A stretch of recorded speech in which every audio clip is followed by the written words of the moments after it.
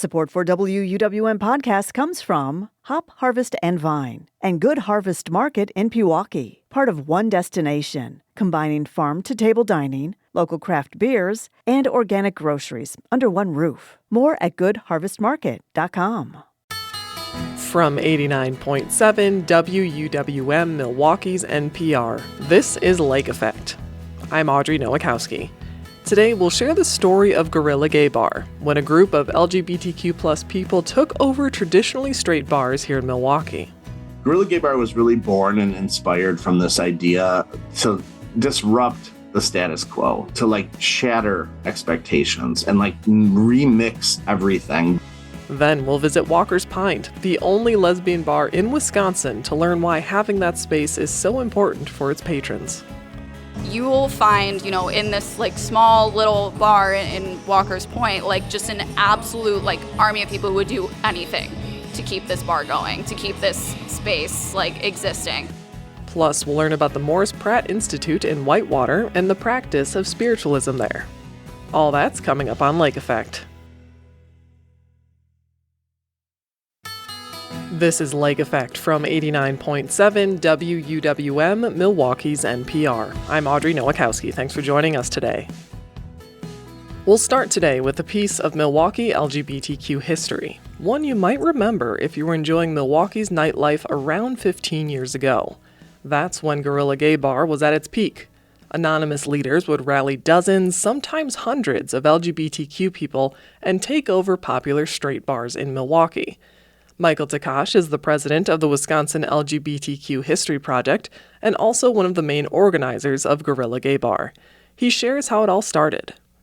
Oak Creek was basically a farm town. It was not the suburban metropolis it is today. There was no IKEA, there was no movie theater, there was no Target, there was nothing. When we had McDonald's open, my school actually went on a field trip to see it, like it was some kind of technological advancement. So when I was 15, I started going to La Cage, which was the big dance club of the 80s in Milwaukee. My friend's sister was in the drag show. She got us in constantly. There was no question asked. I was never ID'd, carded, nothing. I don't know if it was because I was young, blonde, and cute or what, but we would get in and then I would kind of get to see what adult nightlife looked like. And it was quite different. At that time, La Cage and 219 were probably the only gay bars in Milwaukee that would let straight people in comfortably and actually welcome them. And I know that at one point, because of the drag shows at those two bars, which were epic productions unseen ever since, it was full ensemble shows that went on for hours and had all these stage hands and, special effects and amazing costumes and all this stuff. So people would come just to see the shows. And if you were straight, it was no big deal to go to these bars to see the shows, but you probably wouldn't want to be seen going in them any other time.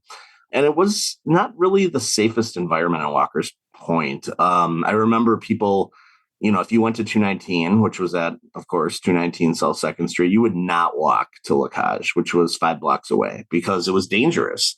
Someone might drive by and, throw something at you. Someone might drive by and yell things at you.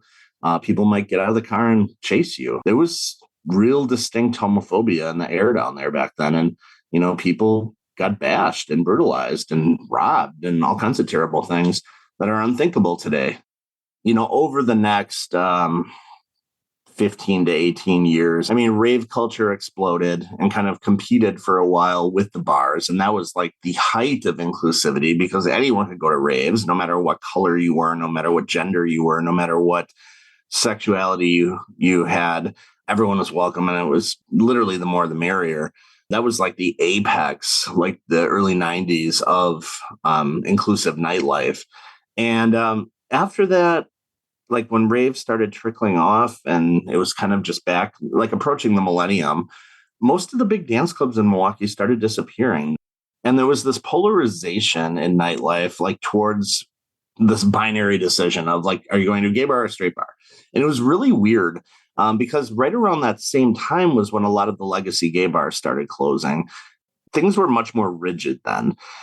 I'm sure older millennials can tell you, like, if you went out and you went to a straight bar, like you were constantly looking over your shoulder, you felt uncomfortable, you felt nervous, you felt like, they might make fun of you or not serve you or ask you to leave. I don't know. Or if the business didn't, the other clients might. A rather enigmatic MySpace post went out calling for organizers to join this group that was going to be planning nightlife takeovers. And if you were interested, you were to send your information to an email address and explain why you wanted to be involved.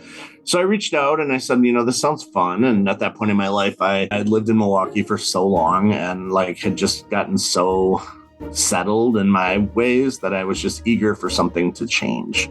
And that year really brought the change.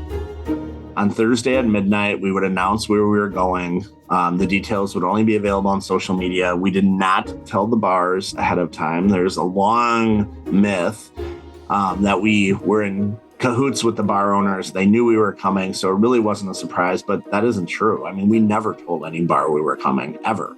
We just showed up at 9:30 p.m. sharp on Friday night and just poured into this bar. And ultimately, over the course of that night, we showed the economic power of our dollars to bars that maybe had never really had gay crowds in before. Guerrilla Gay Bar was really born and inspired from this idea to disrupt the status quo, to shatter expectations and remix everything by taking all those rules and just throwing them out the window and getting a whole bunch of people together who otherwise would never be under the same roof. And it worked like magic in Milwaukee because I think Milwaukee was starving for something new at that time. They were starving for experience. And on a monthly basis, we went out every first Friday and took them on a tour of their own city. They were a tourist in their own town and got to be a little bit subversive in the process. It was a really wild, diverse group of people. I mean, we had tons of people of color who I had not seen in other bars in the city ever. We had trans women who would come out in droves because it was so safe and so fun. And, maybe these are places they would have loved to have gone, but they wouldn't go alone. I mean, who can blame them? We'd have older people who don't go clubbing anymore and feel kind of out of place. And something like this, they'd come out every month. That'd be their big night out. We tried to avoid small spaces that would be dangerous, where if people went and they really poured in, that it would create some kind of liability for the business. We didn't want that. So places like Landmark Lanes, Victor's, places that were huge and well known, but people didn't necessarily know them because they might not have ever been to them. Then we also chose the stereotypical straight bars like Stenny's, where, people for years were afraid to go in there or even cross the street in front of Stenny's because they thought, they're going to yell at me, they're going to make fun of me, they're going to, rush me. I mean, there had been fights between Lacage and Stenny's customers going back to the 80s, pretty bad ones too. There was a famous case where some guys at Stenny's harassed some of the drag queens in the show, and one of them, who was 6'6" and weighed 350 pounds, got into a rumble with the guys and beat the hell out of them. So there was kind of this history of tension between those bars. And, we were able to show that was then and this is now. I think that the customers thought it was cool and kind of fun to see these strange shenanigans going on. And then when people would tell them what it was, they would be like, oh, that's cool. And then I think in the back of their minds, they're like, wow, there's a lot of them, there's a whole lot of these people. And how did you get them all to come? The businesses' reactions ranged from fear. There were a few that, we announced that we were coming there, and then they would post a comment or send us a message and be like, we're kind of nervous about this. We don't know why you chose us. What do we need to do? And we'd just be like, just have enough staff on hand for a busy, busy night. That's really all you need to do. It's not like people are going to come in there and break windows. At the end of the night, we would have bar owners reaching out to us and saying, oh, hey, when can you come back? The only place we ever did twice was Victor's, because that was the most famous, popular, attended event we ever did. There were close to 400 people that showed up for the event in March of 2008. One, it's a dance club, so people could dance. Two, it was huge, so they didn't have to worry about being crowded. Three, it was on the east side, so it was kind of around other bars, and if it sucked, they could go somewhere else. But four, I think it was just that allure of Victor's, like the reputation, the brand of Victor's is just this like kind of edgy, kind of naughty, for lack of a better word, swingers club. Now, the reactions from some of the gay bars were not necessarily great. So we got criticized for taking money out of the community, which happens all the time. That's a fight that has gone back to the 70s in Milwaukee, when some of the newer discos like Park Avenue would have gay nights on Sundays. And the gay bar owners were furious because they're like, why would you go there to a bar that only wants you on Sunday instead of supporting your own community? Well, they kind of did the same thing with us with Guerrilla Gay Bar. They were like, you're taking money away from us. These people should be spending money at my bar. And our response was, well, if you offered the same, experience, if you offered the same sensation, they would be. There was never a fight at one of our events. There was never a rejection of us. There was never anyone asked to leave because they were too drunk or because they were, offending people. There was no lewd or lurid behavior. Unfortunately, I always hope that something would break out that would be story worthy the next day. But people behaved themselves, and they had just had a really good time in this huge mob of people that they felt unity with.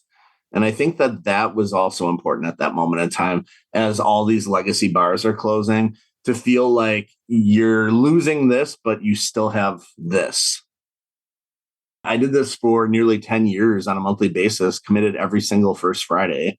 It's something you do like when you're younger and you have a lot of free time and you have a lot of energy left in you to be creative and clever and kind of intrusive at the same time.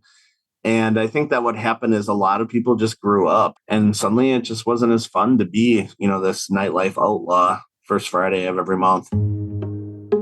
I think the legacy is that we were in this window of time where people were looking for fun and there was nothing fun to do. It was to be part of something at that moment in time.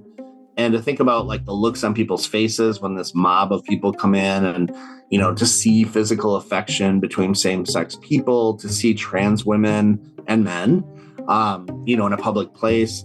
I don't think that people see things like that. They might see one or two gay people with their straight friends. They may see people that they have no idea are on the LGBTQ spectrum, just because it's so normal. It's so mainstream. And for a long time, we were heading in this mainstream direction with everything from, marriage equality to trans rights to true equality that seems to have backflipped over the past 8 years. So, maybe Guerrilla Gay Bar is needed more than ever. But, I think it's up to the next generation to figure out what that looks like, how it would make a difference. Most importantly, how to achieve that visibility and voice factor, because that's what drives change.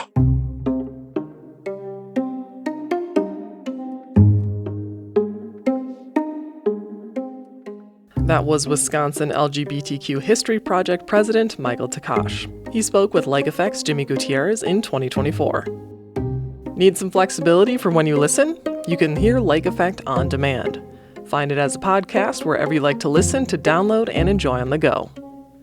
Still to come, we'll learn about the Pratt Institute in Whitewater, the practice of spiritualism, and the spooky legends it inspired. But first, we'll visit the only lesbian bar in Wisconsin that's here in Milwaukee. We'll visit Walker's Pint to learn about what it means to the patrons. Keep listening to Lake Effect on WUWM.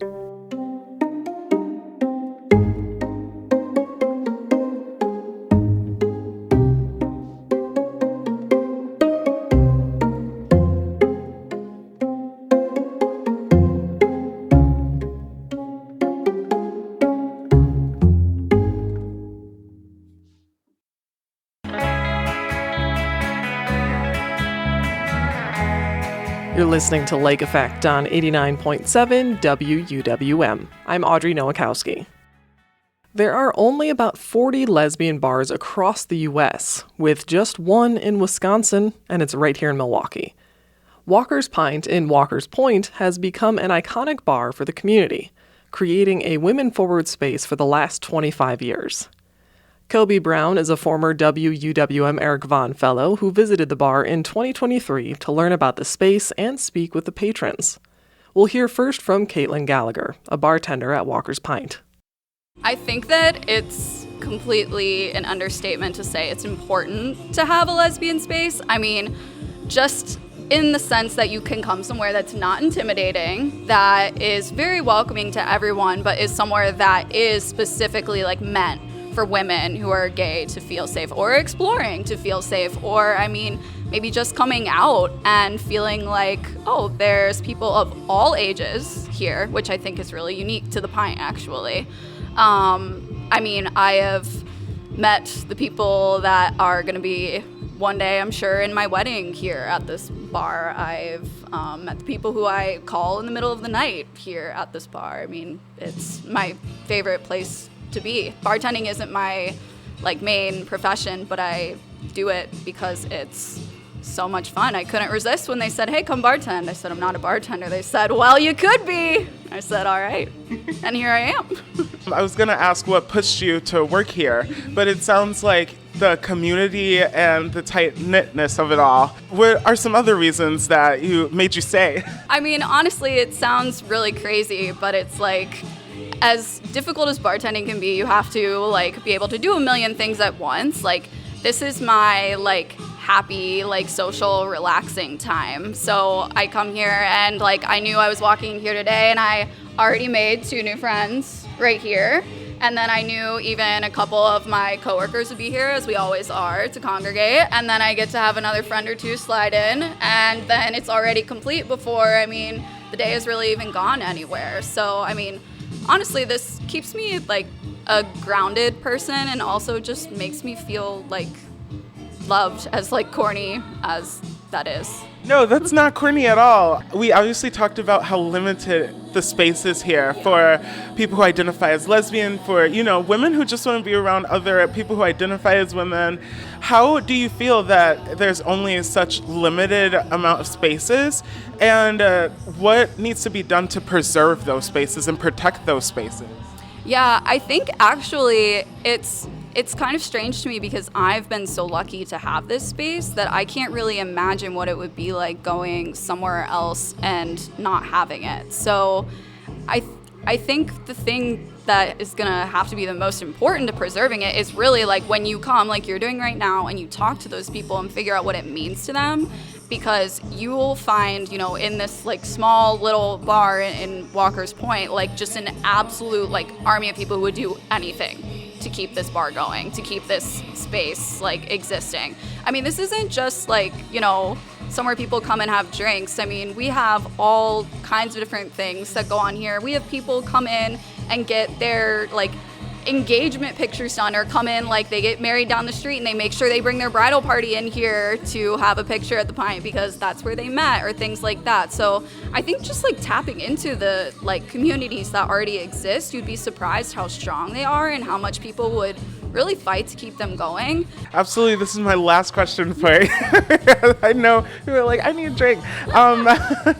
But what would you say to anyone thinking about coming into Walker's Pint, for women who are just looking for a space to feel more empowered? What would you say to them?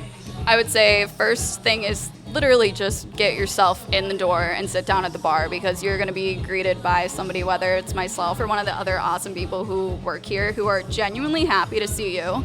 Will, like we just did a minute ago, teach you how to play bar dice, who will ask you about your life, who will, offer you to try a pickle shot if you haven't had one yet. Very Wisconsin, not just lesbian. But really just getting yourself in the door, because I've had so many conversations with people who have come in, sat down, and after we've been talking for a while, they let me know, actually, I've never been here before, or I'm just trying to figure out if I should come out or whatever. And I just feel really thankful that I did. So just getting yourself there, and there are really, really going to only be good things that come from that, in my opinion and in my experience. So. Well, thank you for sharing your experience. I really appreciate it. Yeah, I'm so glad you're here. Yes, thank you so much. Yeah, and Definitely. I'm like, if you have them, can- pick other people's brains. Yeah, I was about to say, do you two mind if I bother you over here?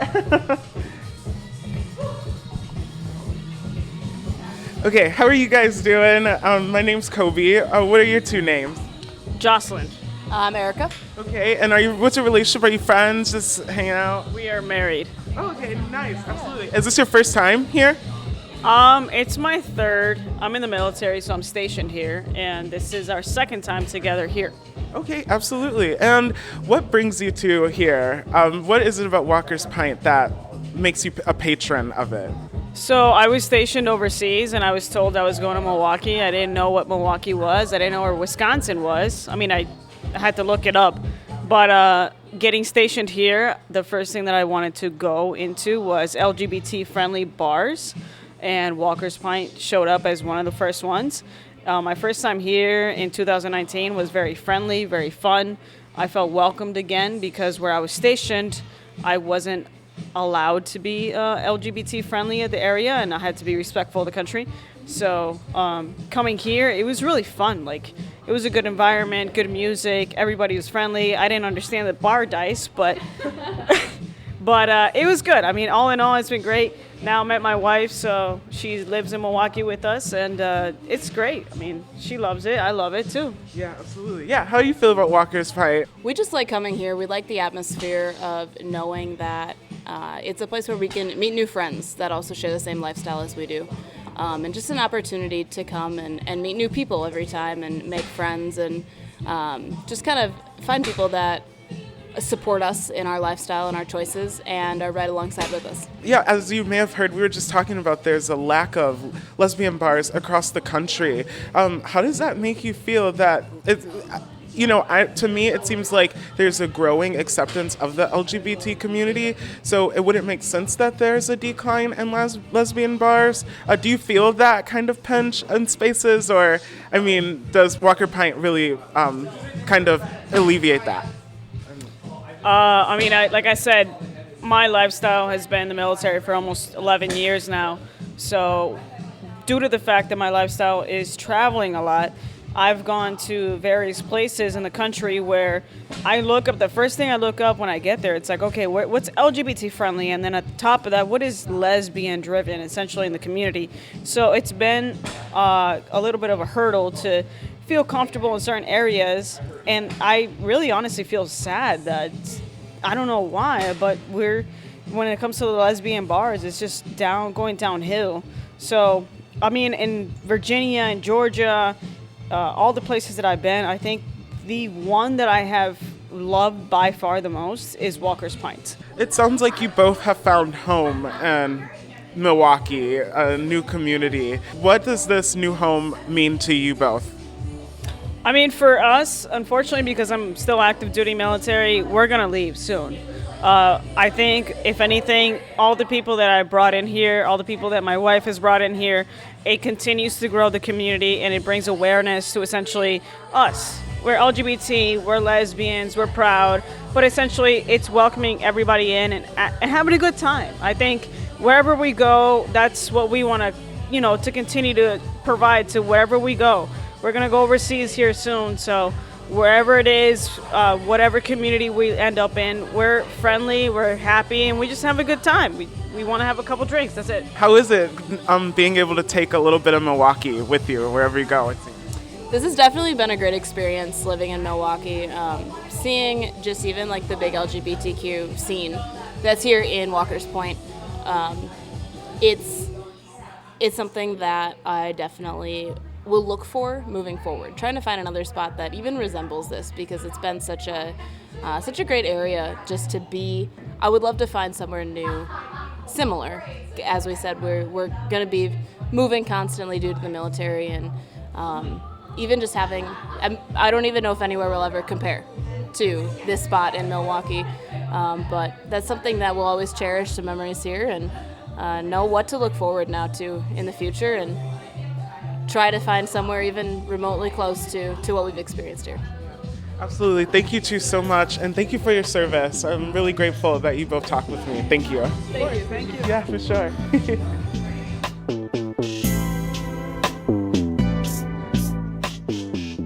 You just heard from Jocelyn and Erica, patrons at Walker's Pint Bar, speaking with Kobe Brown, a former WUWM Eric Von Fellow. You also heard from Caitlin Gallagher, who is a bartender at Walker's Pint. We'll take one more break, and when we come back, we'll learn about the practice of spiritualism at the Morris Pratt Institute in Whitewater. That's next on Lake Effect on Milwaukee's NPR.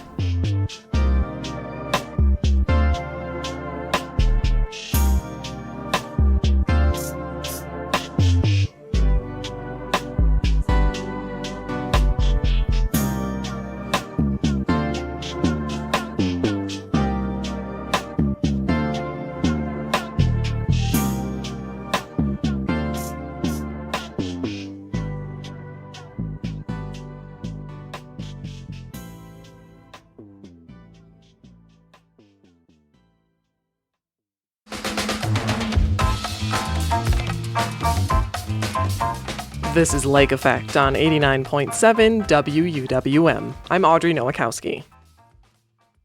The Lumberjack World Championships happen every year in Hayward, Wisconsin, in the state's North Woods. But why exactly Wisconsin?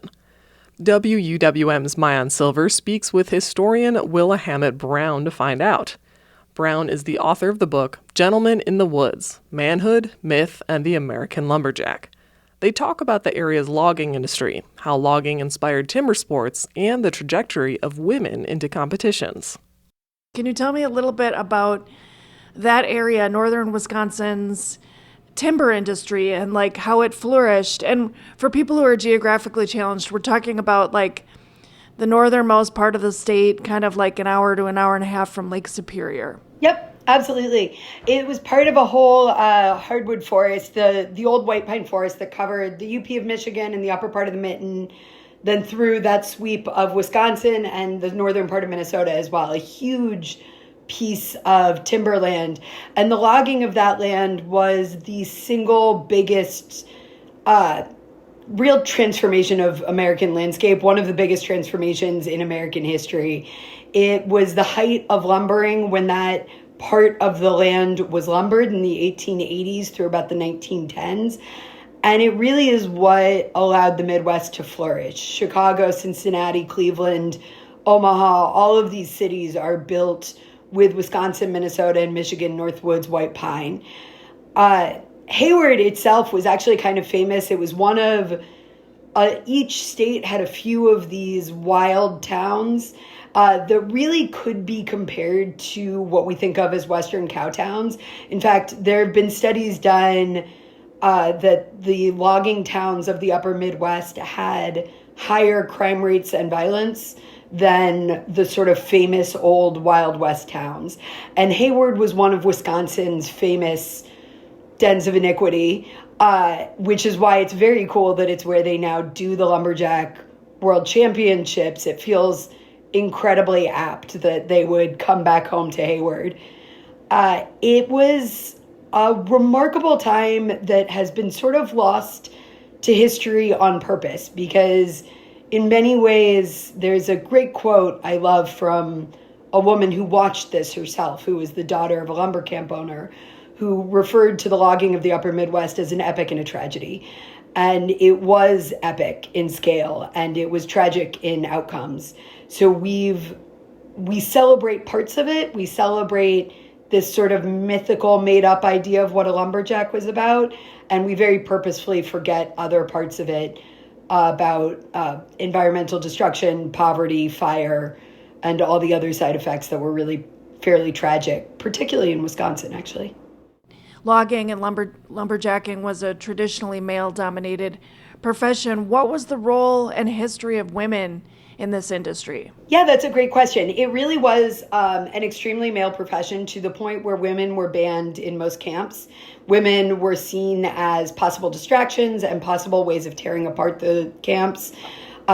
Towards the end of the 19th century, you've got these camps of 80 to 150 men working together, and so drinking, gambling, and women are banned and seen as ways to lower morale. In smaller camps, women would be employed, and even in some big camps, in the cook shack. Often in very small camps, that would just mean the foreman's wife was the cook. But there were cooks and cookies who were, cookies being a cook's assistant, who were women who were hired. The real largest group of women to follow the lumberjack trade were sex workers and prostitutes. There were brothels across the upper Midwest. A lot of these small towns would be, I'm thinking of Seney, Michigan, a town that out of season had a population of 400, but had 7 brothels, I believe.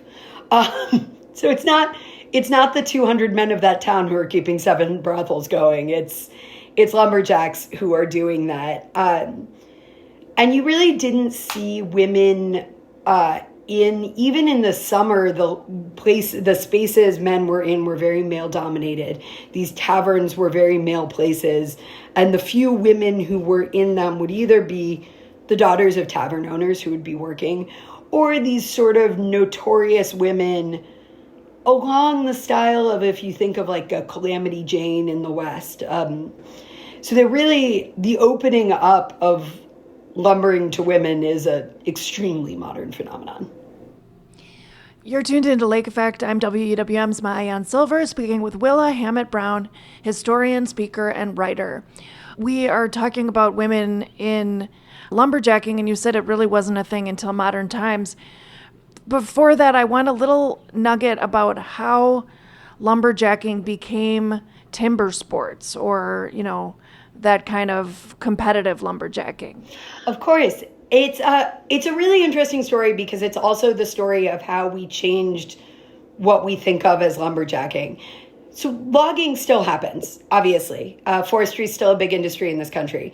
But right today, it requires much more specialized knowledge of machinery than it does of shimmying up logs or log burling. That's the log rolling in a river. Those skills are attached to a largely dead form of the industry. They're attached to a sort of nostalgic late 19th, early 20th century idea of what lumbering was and the way lumbering happened in the upper Midwest, in the North Woods, in these winter camps where these skills were really prized. There were some competitions that began while lumbering still existed. We have burling competitions happening in the late 19th century around in Michigan and Minnesota. And some of those were actual lumberjacks sort of showing off in the summer, and there started being money made out of that. But it really takes off when we get the full-blown nostalgia for the old, ye olde lumberjacky. And that nostalgia bears very little resemblance to the actual industry. So after the industry left in the 1920s, the Northwoods were just totally devastated. The largest fire in American history was the Peshtigo fire, which was one of the deadliest fires as well, may have killed up to 1,200 people. You get these fires just devastating huge swaths of landscape. And in Wisconsin in particular, in the 1930s, there was actually a second Dust Bowl that no one talks about, which was in the cutover region of northern Wisconsin, the area we're talking about.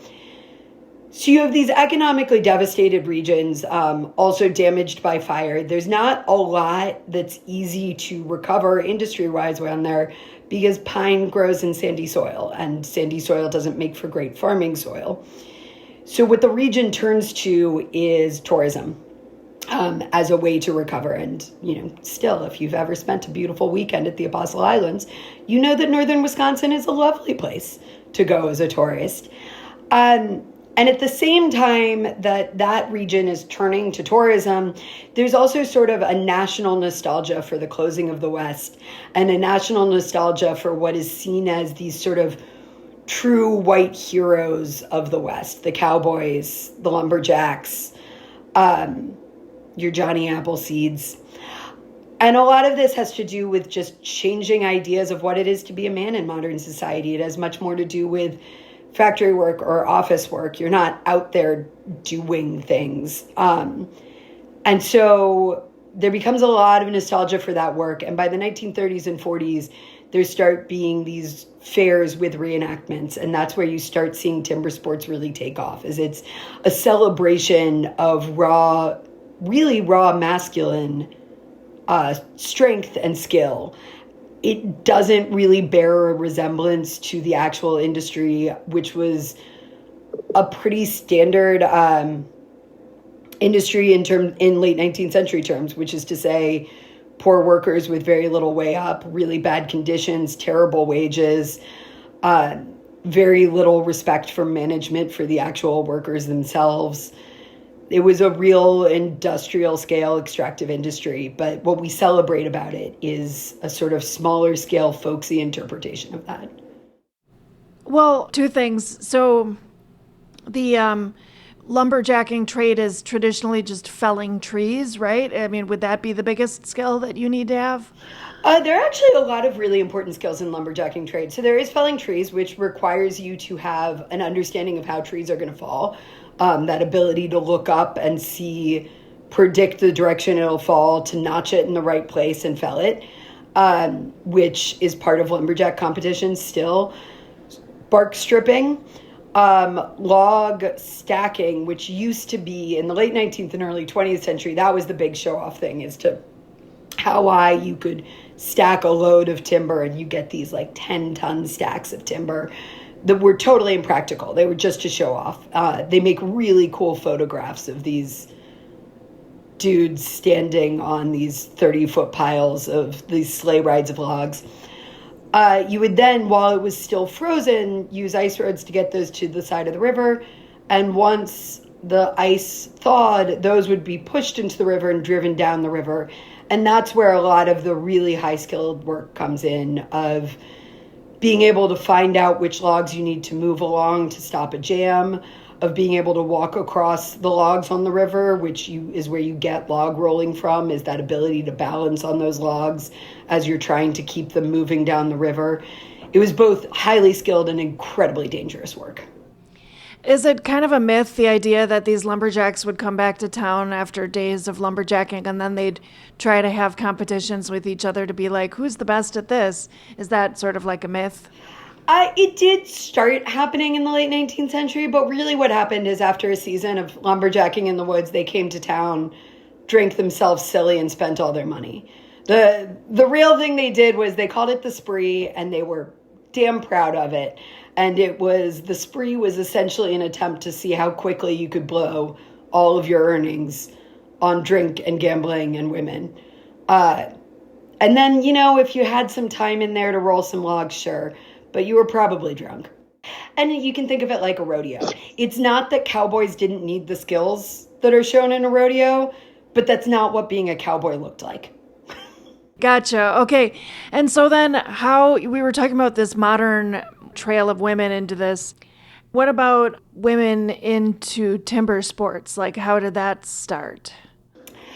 My understanding is that it started 20 or 30 years ago, but really took off in the last sort of 20 years.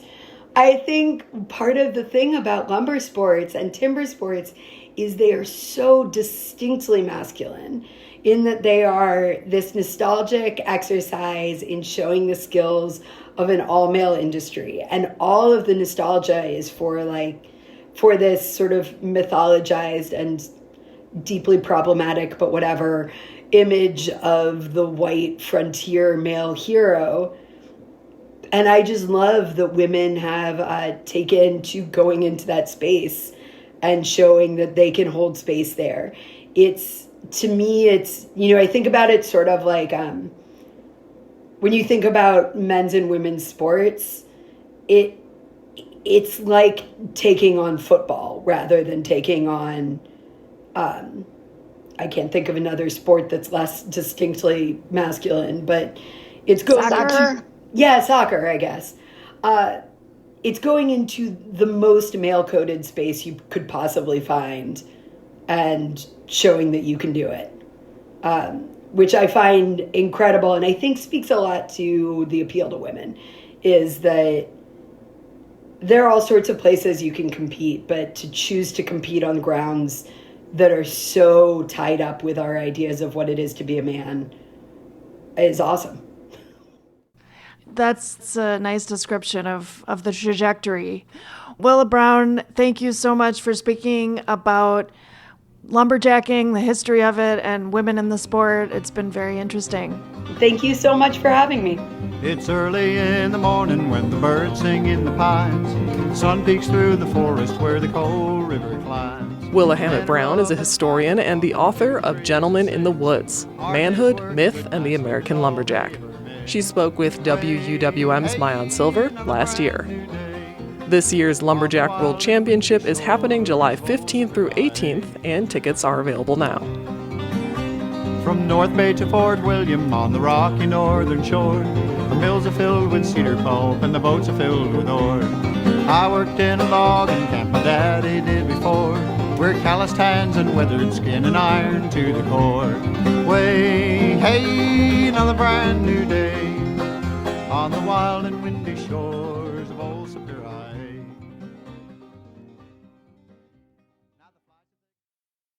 The spiritualist movement of the 19th and 20th centuries claimed that adherents could communicate with the so-called spirit world. Even from its inception, the movement was controversial, with many claiming it was witchcraft. One of its most high-profile critics was Wisconsin native Harry Houdini, who toured the nation debunking spiritualist claims. But Wisconsin is also home to the first school of spiritualism. The Pratt Institute was founded in Whitewater in 1889. It was the subject of an article in Milwaukee magazine written by T. Krulos. He joins Lake Effect's Joy Powers to share more about it. So we are talking about Whitewater spiritualism, which is something that still exists, but I think we really have to start with one person in particular, Morris Pratt. Yeah. Who is Morris Pratt? Yeah, it's a very interesting story. The Pratt family moved from New York State to Wisconsin in the 1840s. Morris and his 6 brothers bought adjoining farmlands, and they became farmers and had some pretty good success at that. Morris got married, and in 1850, he and his wife were interested in spiritualism, which was very quickly becoming popular. And they found a community of spiritualists living in Lake Mills nearby. One of the people in this circle of spiritualists was a woman named Mary Folsom. She's also known by her later married names, Mary Hayes and Mary Shinowith, or some combination of. So I'll just refer to her as Mary Folsom.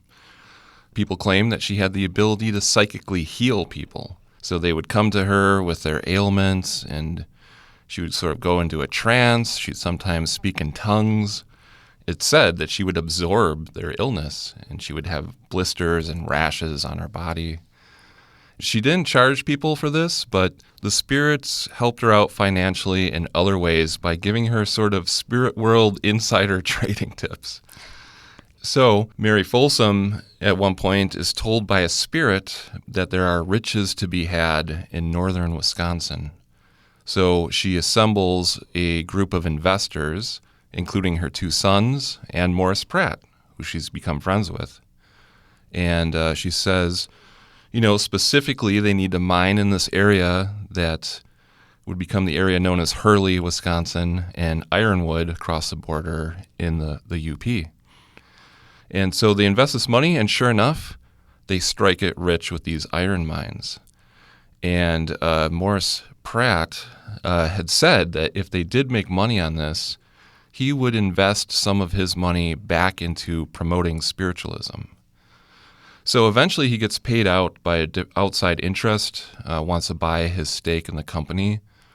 And they gave him, I think it was like $500,000. Anyway, it would be the equivalent of about $6.1 or $2 million today.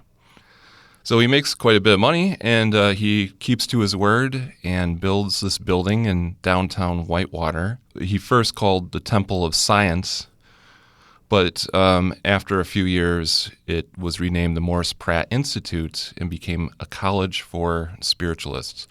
So they had your normal sort of college courses on like geography and math, but they also had classes where they learned how to conduct the seance and communicate with the dead.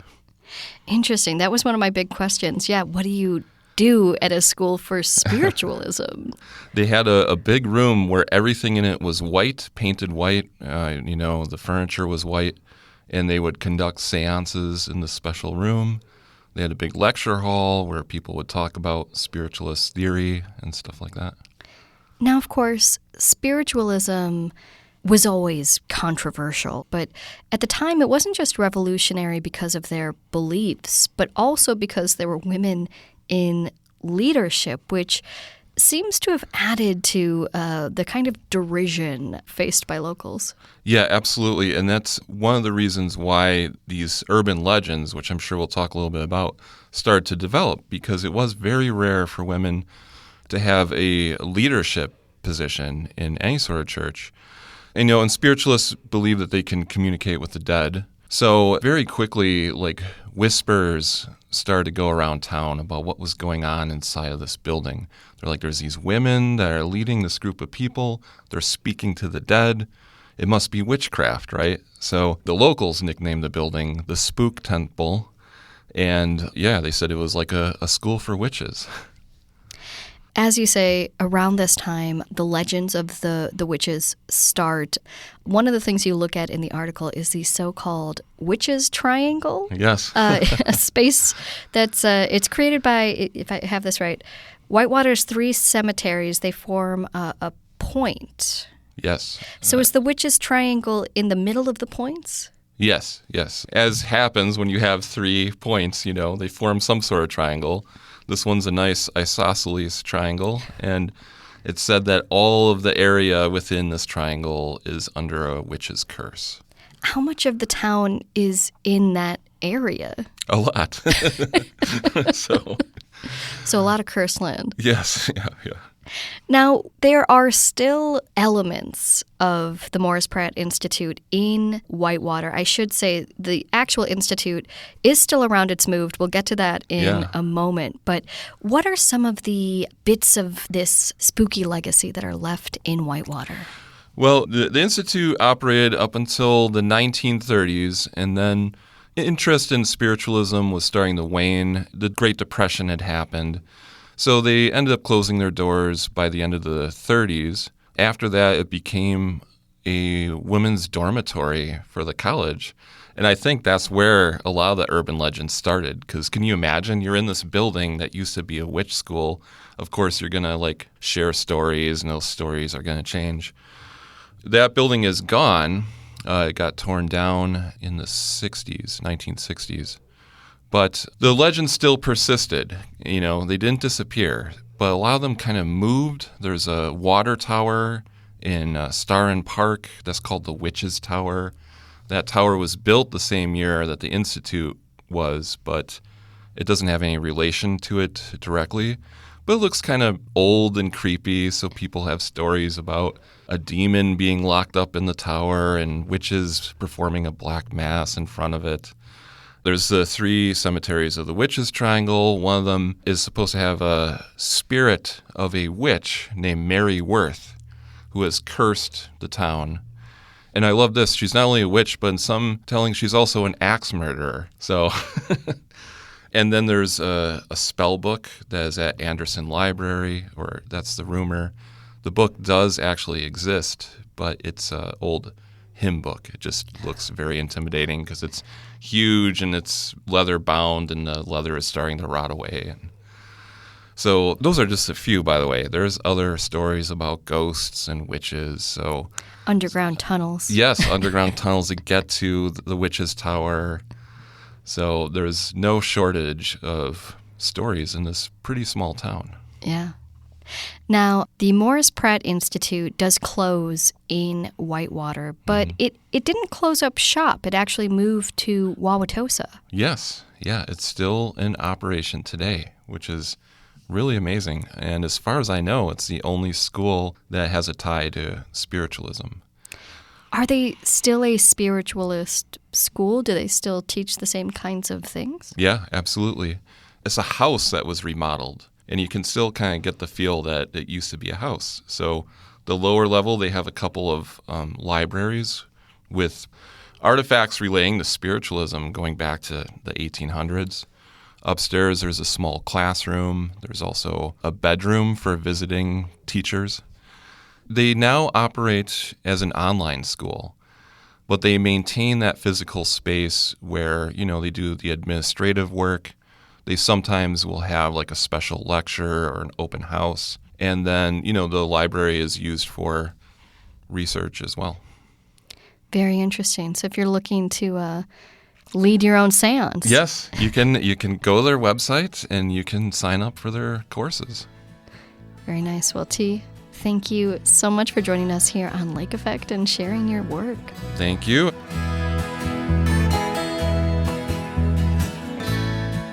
T. Krulos is a local writer. He spoke with Lake Effect's Joy Powers about spiritualism and the Morris Pratt Institute last year. And that wraps up Lake Effect for today. I'm Audrey Nowakowski. If you've missed any of Lake Effect this week, you can find all of our conversations at wuwm.com. If you'd like to take the show on the go, just download the Lake Effect podcast wherever you get your podcasts. Tomorrow on Lake Effect, we'll wrap up our series on Milwaukee's socialists with a look at Milwaukee's last socialist mayor, Frank Zeidler. Plus, we'll explore how the socialist movement continues in Milwaukee today. Thank you so much for joining us today, right here on listener-supported 89.7 WUWM, Milwaukee's NPR.